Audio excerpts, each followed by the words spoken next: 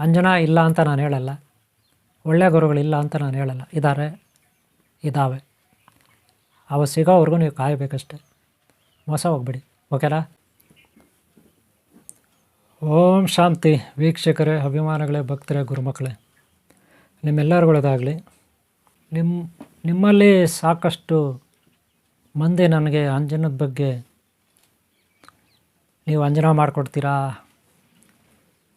ಅಂಜನಾ ನಮಗೆ ಬೇಕು, ಈ ರೀತಿ ಎಲ್ಲ ಸಾಕಷ್ಟು ಮಂದಿ ನನಗೆ ಕಾಮೆಂಟ್ ಬಾಕ್ಸಲ್ಲಿ ಕಾಮೆಂಟ್ ಮಾಡಿದ್ದಾರೆ. ಓಕೆನಾ? ನೋಡಿ, ಅಂಜನಾ ಸುಳ್ಳು ಸತ್ಯನೋ ಅದು ಕೆಲಸ ಮಾಡುತ್ತೋ ಮಾಡಲ್ವೋ, ಇಲ್ಲಿ ಎಲ್ಲರೂ ಮೋಸ ಮಾಡಲ್ಲ, ಹಾಗೆ ಎಲ್ಲರೂ ಒಳ್ಳೆಯವರಲ್ಲ, ಹಾಗೆ ಎಲ್ಲರೂ ಕೆಟ್ಟವರಲ್ಲ. ಹಾಗೆ ಯಾವುದೇ ತಾಯ್ತ, ಶ್ರೀಚಕ್ರ, ಯಂತ್ರ, ತಂತ್ರ, ಮಂತ್ರಗಳು, ಹಾಗೆ ಆಯುರ್ವೇದಿಕ್ಕು ಹಂಗಂತ ಎಲ್ಲ ಸುಳ್ಳಲ್ಲ, ಹಂಗಂತ ಎಲ್ಲ ಸತ್ಯನೂ ಅಲ್ಲ. ನೀವು ಅರ್ಥ ಮಾಡ್ಕೋಬೇಕು. ನೋಡಿ, ಇದು ಗೋರೋಜನ ನಾನು ತೋರಿಸೋದೀಗ ಗೋರೋಜನ. ಇದು ಅಂಜನಾ ಅಂದರೆ ಇನ್ನು ಸ್ವಲ್ಪ ದೊಡ್ಡದಾಗಿ ಡಬ್ಬಿ ಇರುತ್ತೆ. ಈ ಶೂ ಪಾಲಿಷ್ ಮಾಡ್ತಾರಲ್ಲ ಆ ಥರ ಡಬ್ಬಿಗಳು. ಆದರೆ ಇದು ಚಿಕ್ಕ ಚಿಕ್ಕ ಡಬ್ಬಿ, ಇದು ಗೋರೋಜನ. ಗೊತ್ತಾಯ್ತಲ್ಲ? ಇನ್ನೂ ಸ್ವಲ್ಪ ದೊಡ್ಡ ನೀವು ಕಾಟಿಗೆ ಇಟ್ಕೊಳ್ತಾರಲ್ಲ ಮಕ್ಕಳಿಗೆ ಕಣ್ಣಿಗೆಲ್ಲ, ಆ ಥರ ಡಬ್ಬಿ, ಒಂದು ಡಬ್ಬಿಗಳಲ್ಲಿ ಅಂಜನಾ ಇರ್ತದೆ. ಅದರಲ್ಲಿ ಹಿಂಗೆ ನೋಡಿದಾಗ ಅವ್ರಿಗೆ ಎಲ್ಲೋ ಇರೋರು ಕಾಣಿಸ್ತಾರೆ ಅಂಜನದಲ್ಲಿ. ಇನ್ನೂ ದೊಡ್ಡ ಡಬ್ಬಿಗಳು ಇಟ್ಕೊತಿದ್ರು. ಅವ್ರಿಗೆ ಎಷ್ಟು ಸೈಜ್ ಬೇಕೋ ಅಷ್ಟು ಸೈಜ್. ನೋಡಿದಾಗ ಎಲ್ಲೋ ಇರೋರು, ಯಾರೋ ಮಿಸ್ಸಿಂಗ್ ಆಗಿರ್ತಾರೆ, ಅವ್ರ ಮನೆಯಲ್ಲಿ ಕಳೆದೋಗಿರ್ತಾರೆ, ಯಾವುದೋ ನಿಧಿ ಇದೆ, ಎಲ್ಲೋ ನಿಧಿಗಳು ಕಂಡುಹಿಡಿಯೋದು ಎಲ್ಲ ಇದರಲ್ಲಿ. ಹಾಗೆ ಇದರಲ್ಲಿ ಕೆಲವು ಇದ್ದಾವೆ ವಶೀಕರಣಕ್ಕೆ ಅವ್ರು ಇಟ್ಕೊಳ್ತಾರೆ ಇಲ್ಲೆಲ್ಲ ಹಣೆಗೆಲ್ಲ, ಅವೂ ಇದ್ದಾವೆ ಅಂಜನಗಳು, ವಶೀಕರಣಕ್ಕೆ ಬೇಕಾದಂಥ ಅಂಜನಗಳು. ಆದರೆ ಈಗೇನಾಗಿದೆ ಅಂದರೆ ಇದು ಬರ್ತಾ ಟೋಪಿ ಹಾಕೋದು, ಎಲ್ಲರಿಗೂ ಹಣ ತಗೊಬಿಟ್ಟು ಟೋಪಿ ಹಾಕೋದು, ಆ ಥರ ದಂಧೆ ಸಾಕಷ್ಟಿದೆ. ಈಗ ನಾನು ಇಷ್ಟೆಲ್ಲ ಅವ್ರ ಬಗ್ಗೆ ಮಾತಾಡಿಬಿಟ್ರೆ ಅವ್ರು ಏನು ಮಾಡ್ತಾರೆ ಗೊತ್ತಾ? ನನ್ನ ಕಾಮೆಂಟ್ ಬಾಕ್ಸಲ್ಲಿ ಬರೀತಾರೆ, ಡೋಂಗಿ ಬಾಬಾ, ಈ ಬಾಬಾ ಸರಿಯಿಲ್ಲ, ದುಡ್ಡು ಮಾಡ್ತಾನೆ, ದುಡ್ಡಿಗಾಗಿ ಹಿಂಗೆಲ್ಲ ಹೇಳ್ತಾನೆ ಅಂತ ಬರೋದು ಕಾಮೆಂಟ್ಗಳು, ಕೆಟ್ಟ ಕಾಮೆಂಟ್ಗಳು ಬರೋದು ಅವರು. ಯಾಕೆ ಹೇಳಿ? ಈಗ ಅವ್ರ ಬಗ್ಗೆ ಮಾತಾಡ್ತೀನಲ್ಲ, ಅದಕ್ಕೆ ಅವ್ರ ಬಗ್ಗೆ ನಾನು ಏನೂ ಹೇಳಬಾರ್ದು. ಅವರು ಹಿಂಗೆಲ್ಲ ಟೋಪಿ ಹಾಕ್ತಾರೆ, ಅಂಜನಾ ಕೊಡ್ತೀನಿ, ಅದು ಕೊಡ್ತೀನಿ, ಇದು ಕೊಡ್ತೀನಿ, ಏನೇನೋ ಕೊಡ್ತೀನಿ ಅಂದ್ಬಿಟ್ಟು ತಗೊಬಿಟ್ಟು ಹಣ ಮಾಡ್ತಾರೆ.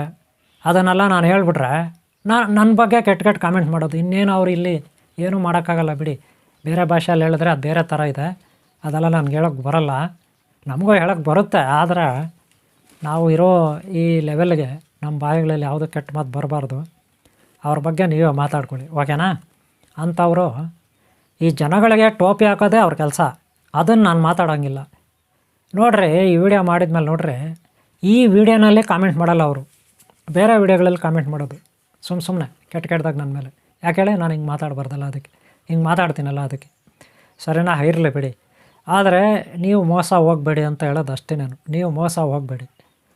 ಯಾವ ರೀತಿ? ಟೋಪಿ ಹಾಕೋರೆ ಲಕ್ಷಕ್ಕೆ 99,999 ಜನ ಇರ್ತಾರೆ ಲಕ್ಷಕ್ಕೆ. ಅದರಲ್ಲಿ ಯಾರೋ ಒಳ್ಳೆಯ ಗುರು ಒಬ್ಬನಿರ್ತಾನೆ, ಅವನು ಹೇಳೋದು ಸತ್ಯ ಇರುತ್ತೆ, ಅವನ ಮಾತು ಕೇಳಿ, ಒಳ್ಳೆಯವ್ರ ಮಾತು. ಅದೇ ಟೋಪಿ ಹಾಕೋರು ತುಂಬ ಜನ. ಅದಕ್ಕೆ ನಾನೊಂದು ಉದಾಹರಣೆ ಕೊಡ್ತೀನಿ ನಿಮಗೆ, ಟೋಪಿ ಹಾಕೋರು ಅಂಜನದ ಬಗ್ಗೆ ಒಂದೇ ಒಂದು ಉದಾಹರಣೆ. ನಾನು ಬೆಂಗಳೂರಲ್ಲಿ ಸಿಂಗಾಯನಪಾಳ್ಯದಲ್ಲಿ ವಾಸ ಮಾಡ್ತಿದ್ದೆ.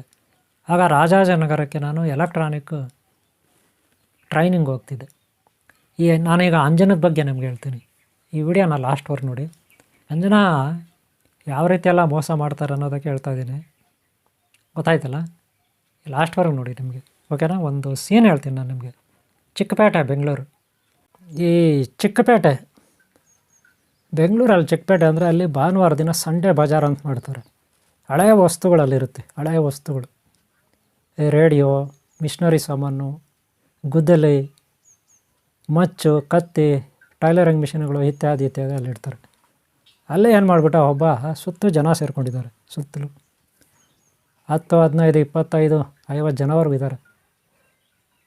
ನಾನು ನೋಡಿದೆ, ಅಲ್ಲಿ ಸ್ವಲ್ಪ ಸಂಧಿಯಲ್ಲಿ ಹೋಗಿ ನೋಡಿದೆ ಏನು ನಡೀತಾ ಇದೆ ಅಂದ್ಬಿಟ್ಟು. ಕೆಲವರು ಹಾವುಗಳು ಗೀವುಗಳು ಎಲ್ಲ ಇದು ಮಾಡೋರು ಇರ್ತಾರೆ, ಇನ್ನೂ ಕೆಲವರು ಏನೇನೋ ತೋರ್ಸೋರು ಇರ್ತಾರೆ. ಹಾಗೇ ಇರ್ಬೋದು ಅಂತ ನಾನು ನೋಡಿದ್ರೆ ಒಬ್ಬ ಡಬ್ಬಿ ಇಟ್ಕೊಬಿಟ್ಟಿದ್ದಾನೆ. ಯಾವ ರೀತಿ ಡಬ್ಬಿ? ಈ ಶೂ ಪಾಲಿಶ್ ಇರುತ್ತಲ್ಲ, ಶೂಗಳು ಪಾಲಿಶ್ ಮಾಡ್ತಾರಲ್ಲ, ಆ ಥರ ಡಬ್ಬಿಗಳು ಇಡ್ದಪ್ಪ, ಚಿಕ್ಕ ಚಿಕ್ಕ ಡಬ್ಬಿಗಳು. ಅದರಲ್ಲಿ ಒಂದು ಸ್ವಲ್ಪ ದೊಡ್ಡ ಡಬ್ಬಿನಲ್ಲಿ ತೋರಿಸ್ತಿದ್ದಾನೆ. ನೋಡ್ರಿ ಅಂಜನಾ, ನೀವು ಯಾರನ್ನ ನೋಡಬೇಕಾದ್ರೂ ನೀವು ಸತ್ತವರು ನಿಮ್ಮ ಪೂರ್ವಿಕರು ಇರ್ತಾರಲ್ಲ, ಸತ್ತೋಗ್ಬಿಟ್ಟಿದ್ರೆ ಅವ್ರನ್ನ ನೋಡಬೇಕಾದ್ರು, ಅಥವಾ ಇನ್ಯಾರೋ ನಿಮ್ಮ ದೂರದಲ್ಲಿ ಯಾರೋ ನಿಮ್ಮ ಮನೆಯಲ್ಲಿ ಕಳೆದೋಗ್ಬಿಟ್ಟಿರ್ತಾರಲ್ಲ, ಮಿಸ್ಸಿಂಗು ನಿಮ್ಮ ಮನೆಯಿಂದ ತಪ್ಪಿಸ್ಕೊಂಡಿರ್ತಾರಲ್ಲ, ಎಲ್ಲ ಹೊರಟೋಗಿರ್ತಾರಲ್ಲ, ಅವ್ರು ಹೋಗಿ 1 ವರ್ಷ 2 ವರ್ಷ 3 ವರ್ಷ ಆಗ್ಬಿಟ್ಟಿರ್ತದಲ್ಲ, ಅವ್ರು ಎಲ್ಲಿದ್ದಾರೆ ಅಂತ ಕಂಡುಹಿಡಬೇಕಲ್ಲ. ಅವ್ರನ್ನ ಕಂಡುಹಿಡೋಕ್ಕೆ ನಮ್ಮ ಹತ್ರ ಡಬ್ಬಿ ಇದೆ ಅಂದ್ಬಿಟ್ಟು, ಈ ಡಬ್ಬಿನಲ್ಲಿ ನೀವು ನೋಡಿದ್ರೆ ಅಂಜನದಲ್ಲಿ ನೋಡಿದ್ರೆ ನಿಮಗೆ ಕಾಣುತ್ತೆ, ಈ ಅಂಜನ ತೊಗೋಬೇಕು, ಸುಮ್ಮನೆ ಕೊಡಲ್ಲ, ಹಣ ಕೊಡಬೇಕು, ಈ ಥರ ಹೇಳ್ದ. ಅವನು ಒಂದು 2-3 ಕರೆದ್ಬಿಟ್ಟ. ಅವರು ಅಲ್ಲೇ ನೀನು ಬಾ ಅಂದ. ಎಲ್ಲರೂ ಬಂದರು. ನೋಡು ಇವಾಗ ಹೇಳು, ನೀನು ಪ್ರಶ್ನೆ ಕೇಳು, ಇದರಲ್ಲಿ ನಾನು ತೋರಿಸ್ತೀನಿ ಅಂತ. ಒಬ್ಬ ಕೇಳ್ದ, ಸ್ವಾಮಿ ನಮ್ಮ ತಮ್ಮ ತಪ್ಪಿಸ್ಕೊಬಿಟ್ಟಿದ್ದ, ನನ್ನ ತಮ್ಮ ಅವ್ನು ತಪ್ಪಿಸ್ಕೊಬಿಟ್ಟು 3 ವರ್ಷ ಆಗೋಯ್ತು, ಎಲ್ಲಿದಾನ ಗೊತ್ತಿಲ್ಲ, ಅವ್ನು ನೋಡ್ಬೇಕು ಸ್ವಾಮಿ ಅಂತ. ಸರಿ ಬಾ ಅಂತ ಹೇಳ್ಬಿಟ್ಟಿದೆ. ಅವನೇನೋ ಮಾಡಿ ಅವನಿಗೆ ಒಂದು ಟವಲ್ ಹಾಕ್ಬಿಟ್ಟ, ಹಂಗೆ ಬ್ಲ್ಯಾಕ್ ಕಲರ್ ಒಂದು ಟವಲ್ ಹಾಕ್ಬಿಟ್ಟು, ಬ್ಲ್ಯಾಕ್ ಕಲರ್ ಒಂದು ಏನೋ ಒಂದು ಸ್ಯಾಲ್ವೆ ಥರ ಇರುತ್ತೆ, ಬೆಡ್ಶೀಟ್ ಥರ ಹಾಕ್ಬಿಟ್ಟ. ಒಳಗಡೆ ಇದನ್ನು ತೋರಿಸ್ತಾ ಅಂಜನ. ಆಮೇಲೆ 1-2 ನಿಮಿಷ ಹಂಗೆ ಇದ್ರು. ಒಳಗಡೆ ಅದು ಏನು ಮಾಡ್ಕೊಂಡ್ರು ನಮಗೂ ಗೊತ್ತಿಲ್ಲ. ಆಮೇಲೆ ಎತ್ಬಿಟ್ರು ಟವಲು. ಎತ್ಬಿಟ್ಮೇಲೆ ಅವನೇನು ಮಾಡ್ತಾನೆ, ಓ ಸ್ವಾಮಿ ತುಂಬ ಉಪಕಾರ ಸ್ವಾಮಿ ಅಂತ ಕಾಲ್ಗೆ ಬೀಳ್ತಾನೆ. ಅವ್ನು ಕಾಲ್ಗೆ ಬಿದ್ದುಬಿಟ್ಟು ನಮಸ್ಕಾರ ಮಾಡ್ತಾನೆ. ಅವನು ಯಾರೋ ನೋಡಿದ್ನಲ್ಲ, ಅವನು ತೋರಿಸ್ದ ಅವನಿಗೆ ಅವ್ನು ನೋಡ್ದವ್ನು ನಮಸ್ಕಾರ ಮಾಡ್ತಾನೆ. ಸ್ವಾಮಿ ಎಷ್ಟಾಗುತ್ತೆ ಸ್ವಾಮಿ, ಕೊಡು ಸ್ವಾಮಿ, ನೀವು ಹೇಳೋದು ನಾವು ಇನ್ನೂ ಜಾಸ್ತಿ ಕೊಡ್ತೀನಿ ಸ್ವಾಮಿ ಅಂದ್ಬಿಟ್ಟು ಬರೀ 10 ರೂಪಾಯಿಗೆ ಒಂದು ಡಬ್ಬಿ ಕೊಡ್ತಾನೆ ಅವನು. ಎಷ್ಟೋ 10 ರೂಪಾಯಿಗೆ ಒಂದು ಡಬ್ಬಿ. ಇವನು ಕೊಟ್ಟೆ ಬಿಟ್ಟ ಒಂದು 20-30 ರೂಪಾಯಿ ಎಕ್ಸ್ಟ್ರಾ ತಗೊಬಿಟ್ಟ. ಸ್ವಾಮಿ ನಮ್ಮ ತಮ್ಮನ ತೋರಿಸ್ಬಿಟ್ರಲ್ಲ ನೀವು, ಎಲ್ಲೋ ಇದ್ದಾನಲ್ಲ ಸ್ವಾಮಿ, ನಮ್ಮ ತಮ್ಮನ್ನು ತೋರಿಸ್ಬಿಟ್ರಲ್ಲ, ಸ್ವಾಮಿ ನಾನು ಹೋಗಿ ಅವ್ನು ಹುಡ್ಕೊಂಬರ್ತೀನಿ ಅಂದ ಒಬ್ಬ. ಆ ಜಾಗದಲ್ಲಿದ್ದಾನಲ್ಲ, ಊರಲ್ಲಿದ್ದಾನಲ್ಲ, ಹೋಗಿ ಹುಡ್ಕೊಂಬರ್ತೀನಿ. ಚೆನ್ನೈಯಲ್ಲಿದ್ದಾನೆ ಅಂತ ತೋರಿಸ್ಬಿಟ್ರಲ್ಲ, ಅದು ಚೆನ್ನೈ ಹೇಳ್ದವನು ಮೆಡ್ರಾಸ್. ಹಂಗೆ ಹೇಳ್ಬಿಟ್ಟ. ನನಗೂ ಏನೋ ಒಂಥರ ಇಂಟ್ರೆಸ್ಟ್ ಆಯಿತು. ಓಹೋ ಹೆಂಗೆ ಗೊತ್ತಾಗ್ಬಿಡ್ತಿದ್ದು, ತುಂಬ ಆಶ್ಚರ್ಯ ಅಲ್ಲ, ಅದು ಏನು ಪವರ್ ಇರ್ಬೋದಿದು. ಹಾಗೆ ನಾನು ಅಂದ್ಕೊಂಡೆ. ಇನ್ನು ಜನ ಹೇಳ್ಬೇಕು, ಅಲ್ಲಿ ನೋಡ್ತಾ ಇರೋರು ಅವರು ಕೂಡ ಅಷ್ಟೇ ಪಾಪ, ಎಲ್ಲ ವಿಸ್ಮಯ, ಏನೋ ಒಂದು ಕಾಣಿಸ್ಬಿಡ್ದಲ್ಲ ಅಂಜನದಲ್ಲಿ ಅಂದ್ಬಿಟ್ಟು. ಇದು ಒಂದು ಕಥೆ ಆಯಿತು ಒಬ್ಬಂದು. ಅವನು ಪಾಡ್ಗೆ ಅವ್ರು ಹೋದ. ಇನ್ನೊಬ್ಬ ಬಂದ, ಅವನು ನೋಡ್ದ, ಅವನು ಏನೋ ಒಂದು ಕಥೆ ಹೇಳ್ದ. ಅವನು ಏನೋ ಒಂದು ಹೇಳ್ದ, ನಮ್ದೇನೋ ದನ ಕಳೆದೋಗ್ಬಿಟ್ಟಿದೆ. ದನ ಅಂದ್ರೇನು, ಹಸ ಕಳೆದೋಗ್ಬಿಟ್ಟಿದೆ ಸ್ವಲ್ಪ, ಎಲ್ಲಿದೆ ಗೊತ್ತಿಲ್ಲ, ನೋಡ್ಬೇಕು ಸ್ವಲ್ಪ ಅಂದ. ಸರಿ ಅವ್ರಿಗೊಂದು ಬೆಡ್ಶೀಟ್ ಹಾಕ್ದ, ತೋರಿಸ್ತಾ ಒಂದು ಅಂಜನ. ಆಮೇಲೆ 1-2 ನಿಮಿಷ ನೋಡಿದ್ರು. ಆಮೇಲೆ ಎತ್ತರು. ಆಮೇಲೆ ಅವ್ರು ಹೇಳಿದೆ, ಸ್ವಾಮಿ ಹಸು ಇದ್ದ ಕಡೆ ಇದೆಲ್ಲ ಸ್ವಾಮಿ, ಎಲ್ಲ ಕೋಲಾರ ಜಿಲ್ಲೆಯಲ್ಲಿದೆ, ಸ್ವಾಮಿ ಹೋಗಿ ಹಿಡ್ಕೊಂಡು ಬರ್ತೀನಿ ಸ್ವಾಮಿ ಅಂದ ಅವನು. ಇಬ್ಬರು ಆಯಿತು.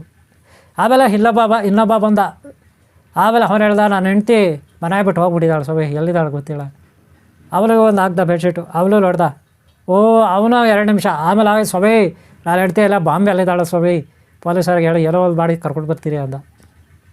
ಅವರು ಖುಷಿ. ನಮಗೆ ಏನೋ ಒಂದು ವಿಸ್ಮಯ ಅಲ್ಲಿ ನೋಡ್ತಾ ಇದ್ದಾರೆ. ಎಷ್ಟು ಚೆನ್ನಾಗಿದೆ ಕಾಣ್ತಾ ಇದೆ, ಹೆಂಗೆ ಕಾಣುತ್ತಿದ್ದು, ಒಳ್ಳೆ ಸಿನಿಮಾ ಥರ ಕಾಣುತ್ತೆ ಅಂತ. ಈ ಘಟನೆ ಯಾವಾಗಪ್ಪ ನಡೆದದಂದರೆ, ಅದು ಹೇಳ್ಬಿಡ್ತೀವಿ ಕೇಳಿ. 1990ರಲ್ಲಿ ನಡೆದಂಥ ಘಟನೆ ಇದು. ಆದರೆ ಇದಕ್ಕೆ ಮುಂಚೆ ಇದೇ ಥರ ಒಂದು ಘಟನೆ ನಡೆದಿತ್ತು. ಅವಾಗ ನಾನು ಕಾಲೇಜು ಸ್ಟೂಡೆಂಟು. ಅವಾಗ ಎಷ್ಟನೇ ಇಸ್ವಿ ಅಂದರೆ 1986 7ನೇ ಇಸ್ವಿಲಿ ಫಸ್ಟ್ PUC ನಾನು ಕೋಲಾರನಲ್ಲಿ. ಇದೇ ರೀತಿ ಇವಾಗ ರಂಗಮಂದಿರ ಅಂತ ಇದೆ, ಟಿ ಚೆನ್ನಯ್ಯ ರಂಗಮಂದಿರ ಅಂತ ಇರುತ್ತೆ, ಅದ್ರ ಮುಂದುಗಡೆ ಹೋಗ್ಬಿಟ್ಟಿದೆ ಅವ್ನ ಗೇಟ್ ಹತ್ರ. ಅವತ್ತು ವಿಸ್ಮಯ ನನಗೆ, ಏನು ವಿಸ್ಮಯ ಅಂದ್ಬಿಟ್ಟು. ಚಿಕ್ಕಪೇಟೆನಲ್ಲಿ ಅಷ್ಟೊಂದು ತೋರಿಸಿಲ್ಲ ಅವನು, ಅಲ್ಲಂತೂ ಭಾಳ ಭಯಾನಕವಾಗಿ ತೋರಿಸ್ದ ಕೋಲಾರದಲ್ಲಿ. ಅದರಲ್ಲೂ ನಾನು ಚಿಕ್ಕ ಹುಡುಗ, ಏನೋ ಕಾಲೇಜು ಹುಡುಗ. ಅವತ್ತು ಭಾಳ ವಿಸ್ಮಯ ಆಯಿತು. ಅಷ್ಟೇ ಅಲ್ಲ, ಅವತ್ತು ಇನ್ನೂ ಒಂದು ಟ್ರಿಕ್ಸ್ ನಡೀತಲ್ಲಿ. ಏನಪ್ಪ ಅಂದ್ರೆ, ಅವ್ರ ಜೋಬಲ್ಲಿರೋ ದುಡ್ಡಲ್ಲಿ ನಂಬರ್ ಎಷ್ಟು ದುಡ್ಡಿದೆ ಅದು ಕೂಡ ಹೇಳ್ಬಿಟ್ರು. ಅವನೇ ನೋಡ್ಬಿಟ್ಟು ಅವ್ರ ಹುಡುಗನ್ನೇ ಒಬ್ಬನ ಕೂರಿಸ್ಬಿಟ್ಟು ಯಾರೋ ಒಬ್ಬನ ಕರೆದ, ಕೂತ್ಕೊ ಅಂದ, ಚೇರ್ ಮೇಲೆ ಕೂತ್ಕೊಬಿಟ್ಟು ಅವನ ಮೇಲೆ ಬಟ್ಟೆ ಹಾಕ್ದ. ಅದು ನೋಡ್ದ. ಅದ್ರಲ್ಲಿ ನೋಡ್ಬಿಟ್ಟು ಅವನು ಯಾರೋ ಒಬ್ಬನ ಕಳ್ದ, ನೋಡು ಅವನ ಜಾಬಲ್ಲಿ ಇಷ್ಟು ದುಡ್ಡಿದೆ, ಇವನ ಜಾಬಲ್ಲಿ ಇಷ್ಟು ದುಡ್ಡಿದೆ, ಆ ನಂಬರ್ ಎಷ್ಟು ಅಂತ ಕೂಡ ಹೇಳ್ಬಿಟ್ಟು ಅವನು. ಭಾಳ ಆಶ್ಚರ್ಯ. ಅವರು ಹೌದಲ್ಲ ಅಂತ ತೆಗೆದು ತೋರಿಸಿದ್ರು. ಈ ರೀತಿ ಆಯಿತು. ತುಂಬ ಆಶ್ಚರ್ಯ ಪಡ್ಕೊಳ್ಬೇಕಾಯ್ತು ನಾವೆಲ್ಲ. ಅದೇ ಅವತ್ತು ಕೋಲಾರದಲ್ಲಿ ಏನು ನಡೀತೋ ಆ ಒಂದು ಆಸಕ್ತಿ ಇತ್ತು ನನಗೆ. ಅದೇ ಚಿಕ್ಕಪೇಟೆನಲ್ಲಿ ನಾನು ಹಣ ಕೊಟ್ಟು ತಗೊಂಡೆ 10 ರೂಪಾಯಿ. ಅವ್ರು ಹೇಳಿದ್ರು, ನೋಡ್ರಿ ನಿನ್ನ ಹೆಸರೇನೆಲ್ಲ ಕೇಳಿದ್ರು. ಆ ಹೆಸರು ಇವತ್ತು ನೀವು ಚೆಕ್ ಮಾಡಬಾರ್ದು, ನಿಮ್ಮ ಹೆಸರಿಗೆ ಇದು ಇವತ್ತು ಆಗೋದಿಲ್ಲ, ನಿಮ್ಮ ಹೆಸರು ಬಲ್ಲಕ್ಕೆ ಇಂಥ ವಾರ ಚೆಕ್ ಮಾಡಬೇಕು, ನಾನು ಇಲ್ಲೇ ಇರ್ತೀನಿ, ಮುಂದಿನ ವಾರ ಬನ್ನಿ, ಇದೇನು ಕೆಲಸ ಮಾಡಿಲ್ಲ ಅಂದರೆ ನಿಮ್ಮ ದುಡ್ಡು 10 ರೂಪಾಯಿ ಇಲ್ಲ 100 ರೂಪಾಯಿ ವಾಪಸ್ ಕೊಡ್ತೀನಿ ಅಂತ ಕೂಡ ಹೇಳ್ದ ಅವನು.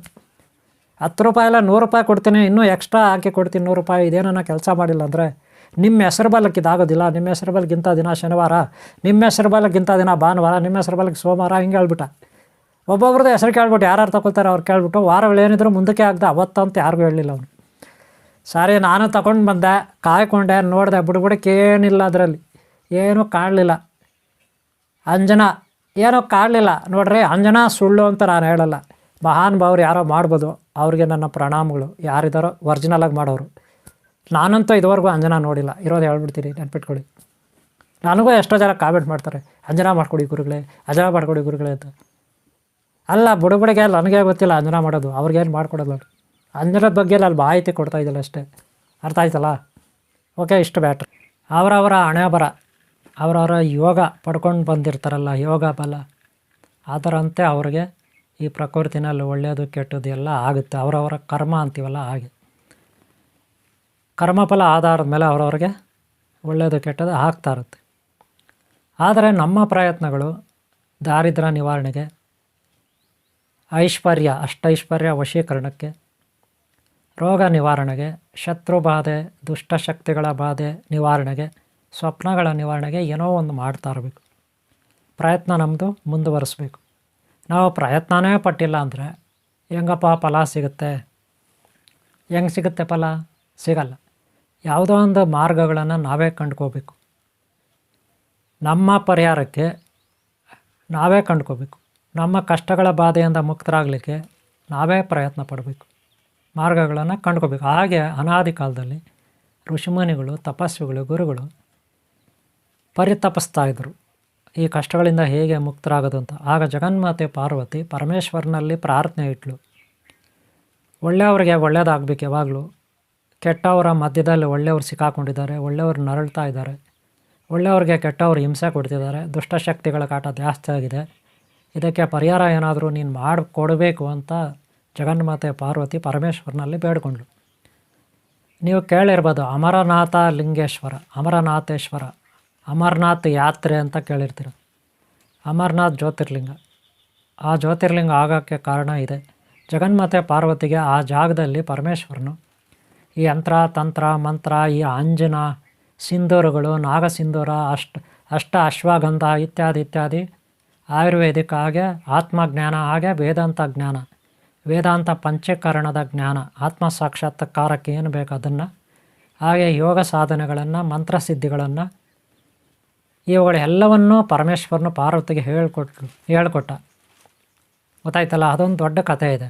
ಅನಂತರ ಪಾರ್ವತಿ ಹಾಗೆ ಅಲ್ಲಿ ಕೆಲವು ಋಷಿಮುನಿಗಳು ಈ ಜಗತ್ತಿಗೆ ವಂಶ ಪಾರಂಪರವಾಗಿ ತಮ್ಮ ಶಿಷ್ಯರಿಗೆ ದೀಕ್ಷೆ ಕೊಟ್ಟು ಎಲ್ಲ ಕಲಿಸ್ಕೊಟ್ರು. ಅದು ಪ್ರಾಮಾಣಿಕವಾಗಿ ಪ್ರಾರಂಭದಲ್ಲಿತ್ತು. ಪ್ರಾರಂಭದಲ್ಲಿ ಎಲ್ಲರೂ ನ್ಯಾಯ ನೀತಿ ಸತ್ಯ ಧರ್ಮನ ಪಾಲನೆ ಮಾಡ್ತಿದ್ರು. ಅನಂತರ ಬರ್ತಾ ಬರ್ತಾ ಅದೇನಾಯಿತು, ಬೋಕಸ್ ಆಗೋಯ್ತು. ಇವಾಗಲೂ ಎಲ್ಲೋ ಮಹಾತ್ಮರು ಒಬ್ಬೊಬ್ಬರು ಅದರ ಬಗ್ಗೆ ಮಾಡ್ಬೋದು. ಆದರೆ ಸದ್ಯಕ್ಕೆ ನಾನು ಅಂಜನಾ ಮಾಡ್ತಾಯಿಲ್ಲ. ಅಂಜನಾ ಇದುವರೆಗೂ ನಾನು ಮಾಡಿಲ್ಲ, ಆ ವಿದ್ಯೆನೂ ನನಗೆ ಗೊತ್ತಿಲ್ಲ. ಆದರೆ ಜ್ಞಾನ ಗೊತ್ತು. ಅಂಜನಾ ಅಂದರೆ ಏನು? ಹಳೆಯ ಕಾಲದಲ್ಲಿ ಮಾಂತ್ರಿಕರು ಎಲ್ಲೋ ಪಾತಾಳ ಭೈರವಿ ಸಿನಿಮಾ ನೋಡಿರ್ಬೋದು ನೀವು, ಅಥವಾ ಇನ್ನೂ ಕೆಲವು ತೆಲುಗು ಸಿನಿಮಾಗಳು, ಹಿಂದಿ ಸಿನಿಮಾಗಳು, ಕನ್ನಡ ಸಿನಿಮಾಗಳಿದ್ದಾವೆ. ಈ ಮಾಂತ್ರಿಕರು ಕನ್ನಡಿ ಇಟ್ಟಿರ್ತಾರೆ. ಕನ್ನಡಿ ನಿಮ್ಮ ಮನೆಗಳಲ್ಲಿ ಕನ್ನಡಿ ಇರುತ್ತಲ್ಲ, ಆ ರೀತಿ ಕನ್ನಡಿ, ಅದನ್ನು ದೂರದರ್ಶಕ ದರ್ಪಣ ಅಂತಾರೆ. ಏನು ದೂರದರ್ಶಕ ದರ್ಪಣ ಅಂದರೆ, ಆ ಮಾಂತ್ರಿಕರು ಒಂದು ಮಂತ್ರ ಹಾಕಿ ಎಲ್ಲೋ ಇರೋರನ್ನ, ಎಲ್ಲೋ ಯಾರೋ ಇದ್ದಾರೆ ರಾಜಕುಮಾರಿಯರು, ರಾಜಕುಮಾರರು, ಅಥವಾ ಇವ್ರಿಗೆ ಬೇಕಾದವರು ಬ್ಯಾಡ್ದವರು, ಇಲ್ಲ ಯಾವುದೋ ಗಿಡಮೂಲಿಕೆನೋ, ಯಾವುದೋ ನಿಧಿನೋ, ಐಶ್ವರ್ಯನೋ, ಯಾವುದೋ ನಿಧಿಗಳಿರ್ತಾವಲ್ಲ, ಐಶ್ವರ್ಯಗಳು, ಪ್ರಾಣಿಗಳು, ಯಾವುದೋ ಒಂದು ಶಕ್ತಿಯನ್ನು ನೋಡ್ಬೇಕಾದ್ರೆ ಅವರು ಈ ಕನ್ನಡಿಯಲ್ಲಿ ನೋಡ್ತಿದ್ರು. ಅವ್ರ ಹತ್ರ ದೂರದರ್ಶಕ ದರ್ಪಣ ಅಂತ ಹೆಸರು ಅದಕ್ಕೆ. ದೂರದರ್ಶಕ ದರ್ಪಣ ನೀವು ಟಿ ವಿನಲ್ಲಿ ನೋಡ್ತೀರಲ್ಲ, ಈಗ ಟಿ ವಿಗಳು ಬಂದಿರೋದು, ಆವಾಗ ಅದೇ ಇದ್ದಿದ್ದು ದರ್ಪಣ. ಆ ದರ್ಪಣ ಅಂದರೆ ಕನ್ನಡಿ. ಆ ದೂರದರ್ಶಕ ಕನ್ನಡಿನಲ್ಲಿ ಮಂತ್ರವಾದಿಗಳು, ಕೆಲವು ಸಿದ್ಧ ಪುರುಷರು, ದಿವ್ಯಜ್ಞಾನ ಅವರೆಲ್ಲೋ ಇರೋದನ್ನು ಇಲ್ಲಿ ನೋಡ್ತಿದ್ರು ಅವರು. ಇದು ಒಂದು ಟೈಪು. ಇನ್ನೂ ಕೆಲವರು ಅದೇ ಕನ್ನಡಿನಲ್ಲೇ ಪ್ರವೇಶ ಮಾಡಿಬಿಡ್ತಿದ್ರು, ಒಳಗಡೆ ಹೊರಟೋಗ್ತಿದ್ರು. ಕನ್ನಡಿ ಒಳಗೆ ಹೋಗ್ಬಿಟ್ರೆ ವಿತಿನ್ ಸೆಕೆಂಡಲ್ಲಿ 10,000, 15,000, 20,000, 106 ಕಿಲೋಮೀಟ್ರ್ ದೂರದಲ್ಲಿ ಹೊರಟೋಗ್ತಿದ್ರು ಅವರು. ಆದರೆ ನಾವಿವತ್ತು ಪ್ಲೇನಲ್ಲಿ, ರಾಕೆಟಲ್ಲಿ, ಸ್ಪೇಸ್ಶಿಪ್ಪಲ್ಲಿ ಹೋಗಬೇಕು. ಆದರೆ ಅವರು ಬರೀ ಕನ್ನಡಿ ಒಳಗೆ ಹೊರಟೋಗ್ತಿದ್ರು, ಒಳಗಡೆ ನುಗ್ಗಿಬಿಡ್ತಿದ್ರು ಕನ್ನಡಿ ಒಳಗೆ. ಅವರು ನುಗ್ಗಿದ ತಕ್ಷಣ ಅಮೇರಿಕಾದಲ್ಲಿ ಇರ್ತಿದ್ರು, ನುಗ್ಗಿದ ತಕ್ಷಣ ರಷ್ಯಾದಲ್ಲಿ ಇರ್ತಿದ್ರು, ನುಗ್ಗಿದ ತಕ್ಷಣ ಆ ಕನ್ನಡಿಯಲ್ಲಿ ಹೋಗಿದ ತಕ್ಷಣ ಚೈನಾದಲ್ಲಿ ಇರ್ತಿದ್ರು, ಆಸ್ಟ್ರೇಲಿಯಾನಲ್ಲಿ ಇರ್ತಿದ್ರು, ಆಫ್ರಿಕಾದಲ್ಲಿ ಇರ್ತಿದ್ರು. ಹೀಗೆ ಎಲ್ಲಿಗೆ ಬೇಕಾದ್ರೂ ಯಾವ ಗ್ರಹಕ್ಕೆ ಬೇಕಾದ್ರೂ ಹೊರಟೋಗ್ತಿದ್ರು ಅವರು. ಅಷ್ಟು ಶಕ್ತಿ ಅವ್ರಿಗಿತ್ತು. ಮತ್ತು ಇಮಿಡಿಯೇಟ್ಲಿ ವಾಪಸ್ ಬರ್ತಿದ್ರು ಕನ್ನಡಿಯಿಂದ ಆಚೆ. ಆ ರೀತಿ ಎಲ್ಲ ಆವಾಗ ಶಕ್ತಿ ಇತ್ತು. ಹಾಗೆ ಅಂಜನ ಅಂದರೆ ಏನೋ ಒಂದು ಡಬ್ಬಿ, ಚಿಕ್ಕ ಡಬ್ಬಿಗಳು. ಅಂಜನ ಅಂದ್ರೇನು ಚಿಕ್ಕ ಡಬ್ಬಿಗಳು. ವೀಕ್ಷಕರೇ, ಭಕ್ತರೇ, ಅಭಿಮಾನಿಗಳೇ, ಗುರುಮಕ್ಕಳೇ, ನಾನು ನಿಮ್ಗೆ ಹೇಳೋದಿಷ್ಟೇ. ಇಲ್ಲಿ ಪಾಪ ಮಾಡಿದವರು ಕರ್ಮ ರಿಟರ್ನ್ ಆಗೇ ಆಗುತ್ತೆ ಅವ್ರಿಗೆ, ಯಾವುದೋ ಒಂದು ರೂಪದಲ್ಲಿ. ಹಿಂಗೆ ಅಲ್ಲ, ಯಾವುದೋ ಒಂದು ರೂಪದಲ್ಲಿ ಅವ್ರಿಗೆಲ್ಲ ಒಂದು ಸಮಯ ಬರುತ್ತೆ. ಆದರೆ ಅಲ್ಲಿವರೆಗೂ ಅವ್ರು ಬಲಾಡ್ರೆ. ಈಗ ಅವ್ರು ಬಲಾಡ್ರೆ, ನಾವು ದುರ್ಬಲರೆ ಹಂಗೆ ತಿಳ್ಕೊಬೇಕು ನಾವು. ಬೇರೆ ದಾರಿ ಇಲ್ಲ. ಅವ್ರು ಹೆಂಗನ ಕಾಮೆಂಟ್ಗಳು ನನ್ನ ಬಗ್ಗೆ ಮಾಡಿಕೊಳ್ಳಿ, ಅದ್ರ ಬಗ್ಗೆ ನಾನು ಯೋಚನೆ ಮಾಡಲ್ಲ. ನನ್ನ ಕರ್ತವ್ಯ ನಾನು ಮಾಡ್ತೀನಿ. ಮೋಸ ಹೋಗಬೇಡಿ ನೀವು. ಒಳ್ಳೆಯ ಗುರುಗಳಿಗೆ ಶರಣಾಗತರಾಗಿ, ಒಳ್ಳೆಯ ಗುರುಗಳಿಗೆ ಮರ್ಯಾದೆ ಕೊಡಿ, ಅದು ನಿಮ್ಮನ್ನು ಕಾಪಾಡುತ್ತೆ. ಈ ವಿಡಿಯೋಲ್ಲಿ ಮುಗಿಸ್ತಾ ಇದ್ದೀನಿ. ಅಂಜನಾ ಇಲ್ಲ ಅಂತ ನಾನು ಹೇಳಲ್ಲ, ಒಳ್ಳೆಯ ಗುರುಗಳಿಲ್ಲ ಅಂತ ನಾನು ಹೇಳಲ್ಲ. ಇದ್ದಾವೆ. ಅವು ಸಿಗೋವರೆಗೂ ನೀವು ಕಾಯಬೇಕಷ್ಟೆ. ಮೋಸ ಹೋಗ್ಬೇಡಿ. ಓಕೆನಾ? ಒಳ್ಳೆಯದಾಗಲಿ ನಿಮಗೆ, ಒಳ್ಳೆಯದಾಗಲಿ. ಈ ವಿಡಿಯೋ ಎಷ್ಟಾದ್ರೂ ಒಂದು ಲೈಕ್ ಮಾಡಿ. ಹಾಗೆ ಹಿಂದಿನ ಭಾಗಗಳು ನೋಡಿ, ಹಾಗೆ ಮುಂದಿನ ಭಾಗಗಳು ನೋಡಿ. ನಿಮ್ಮೆಲ್ಲರಿಗೂ ಒಳ್ಳೆಯದಾಗಲಿ. ಓಂ ಶಾಂತಿ, ಓಂ ಶಾಂತಿ, ಓಂ ಶಾಂತಿ. ಒಂದು ಲೈಕ್ ಮಾಡೋದು ಮರಿಬೇಡಿ. ಸಬ್ಸ್ಕ್ರೈಬ್ ಆಗಲ್ಲ ಅಂದರೆ ಹಾಕ್ಕೊಳ್ಳಿ. ಓಕೆನಾ? ಒಳ್ಳೆಯದಾಗಲಿ ನಿಮಗೆ. ಓಂ ಶಾಂತಿ, ಓಂ ಶಾಂತಿ, ಓಂ ಶಾಂತಿ.